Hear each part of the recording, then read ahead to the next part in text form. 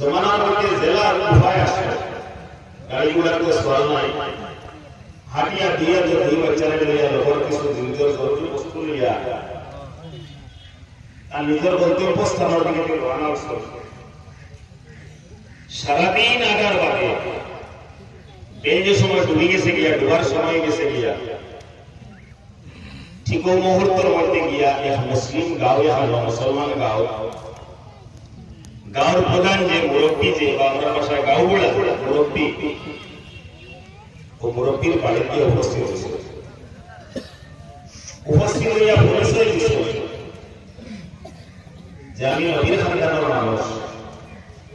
আমি নবীজির বংশধর আমি বিধবা ব্যক্তি আমার দুইটা বাচ্চা আমি অমুক জায়গা